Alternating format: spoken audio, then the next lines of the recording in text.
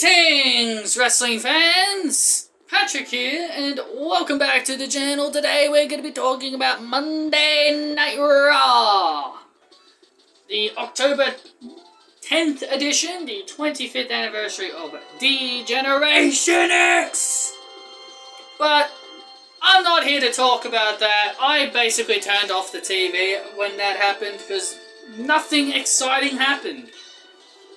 And there was really no reason to really watch it. So anyway, we kicked things off. They had DX backstage. They were discussing things.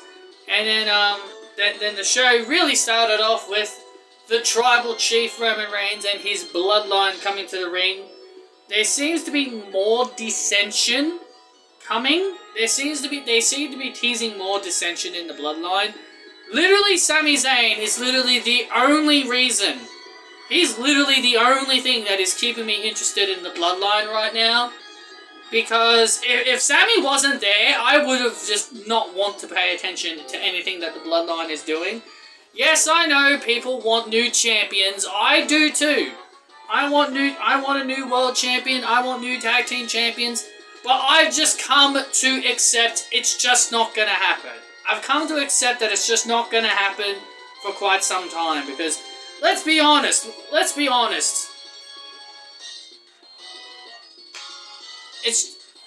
I just can't see it happening for quite a while. But then we had the original bum, Matt Riddle, come out, and he was wanting another opportunity at the Undisputed Championship. No, Riddle. There was a stipulation saying that you can't challenge for it anymore, so you can't challenge for the title anymore. I hate when WWE do that. I hate when WWE put a stipulation on something and then they just do not follow through with it. It's just so super annoying. It's super annoying. And then they'll try and come up with plot holes to try and, come up with an explanation to why they broke the stipulation. So yeah, Sami Zayn was trying to play peacekeeper once again for the bloodline, and Jey Uso was again his problem, and Jey Uso was goading Sami Zayn into having a match with Riddle, which that ended up happening later on. Then we get turn off my TV inducing moment, my first get off my TV moment. I actually pulled out my Switch and decided to play some Super Mario when this happened. This was Johnny Gargano versus Austin Theory. I don't give a shit about these two superstars. And more importantly, the crowd reactions are just not very good for Johnny Gargano. But, people are just going to say, oh, they've only just come back, man. Give it time. Give it time. The crowd will cheer them eventually. Just give it time. If the crowd don't care, the crowd don't care. I don't care if they've only been back for a week, a day. If you can't get a strong reaction, yes, Johnny and Candice got strong reactions when they came back, but having a strong reaction once you come back, those strong reactions need to keep happening every single week. You can't just have one good strong reaction and then the rest is no reaction. That's just how I personally feel about it. But Johnny didn't get much of a reaction.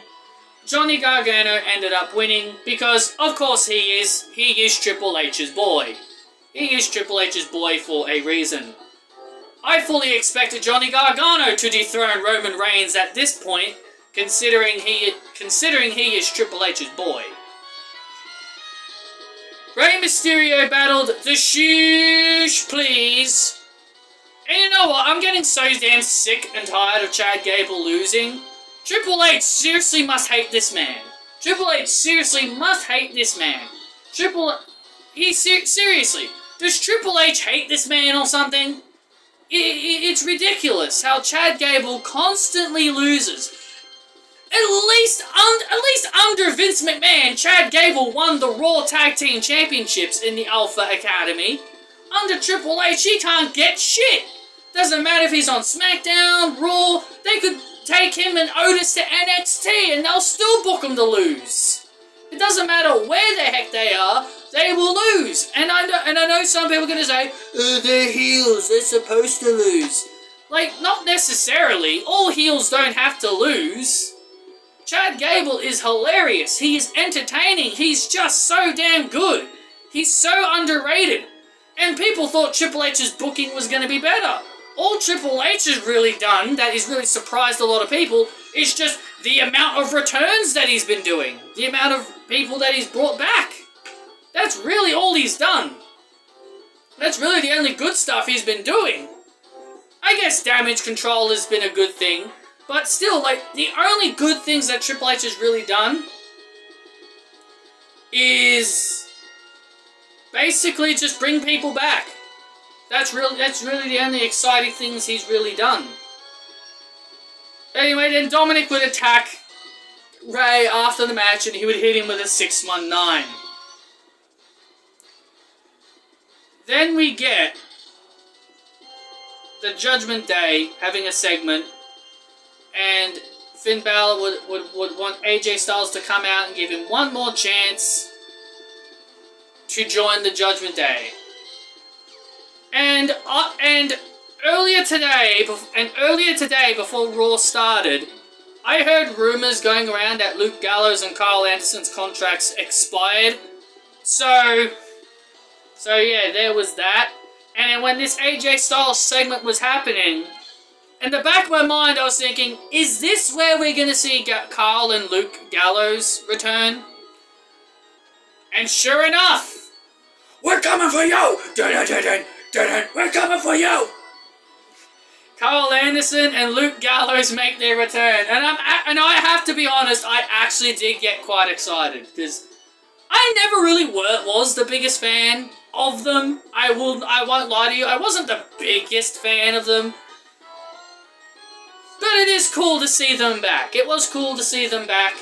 And it actually made me pop a little bit, I'm not gonna lie. But, yeah, nice to have them back. And, welcome back Carl Anderson and Luke Gallows. And I saw a tweet before I came on here. It was actually Carl Anderson. It was like about April of last year, I think. I can't remember. Oh, it was right about August, I think. I think it was August of last year, I think.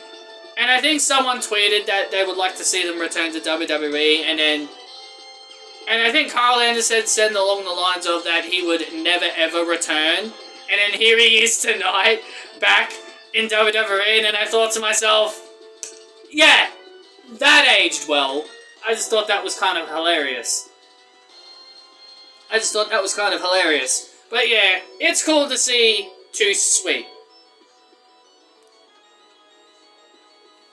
And then we get Bayley taking on Candice LeRae. This match only went for like 5 minutes.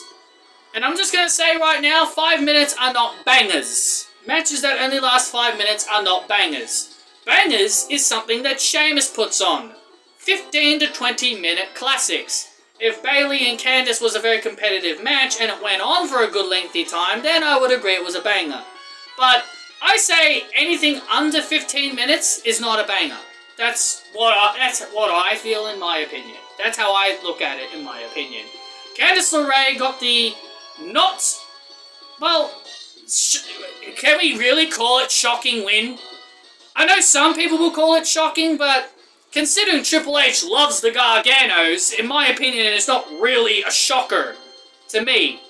And then you get a lot of people bloody whining and complaining on social media about how Damage Control are now buried. You know I was on here a couple of weeks ago saying how I can't take Damage Control seriously since they've been losing a lot.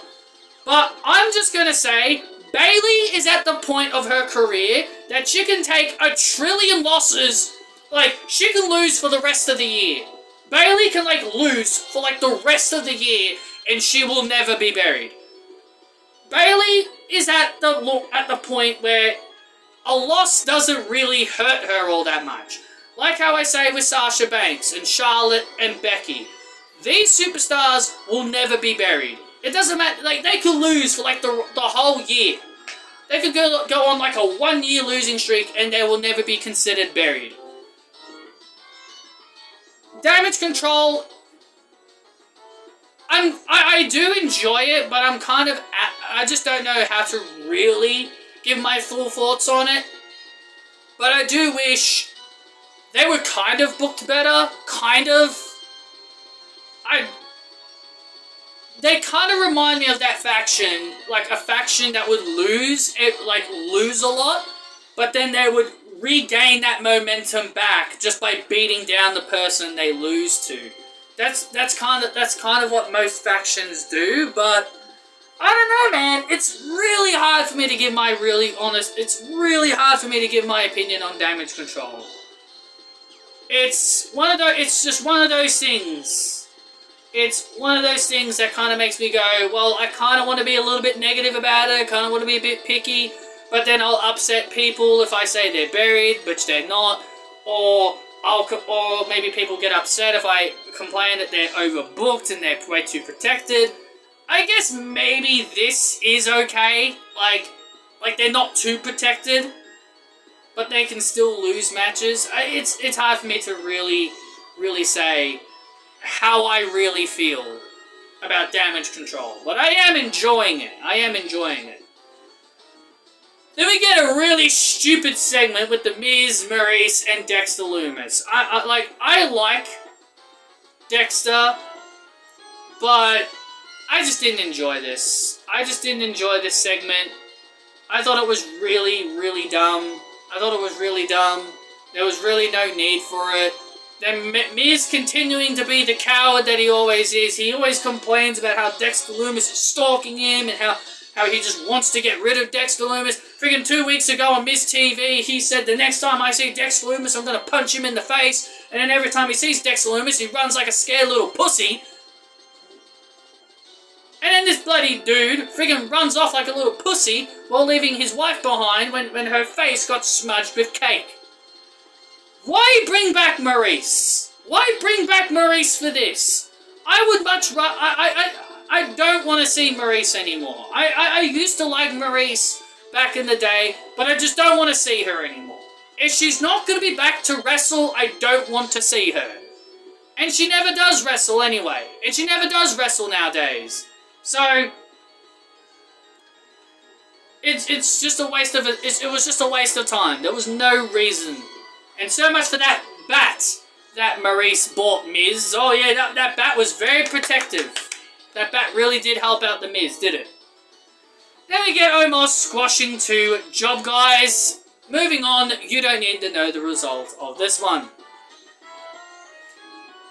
And then we have Bobby Lashley coming to the ring. He talks about the people that he's gone on to defeat.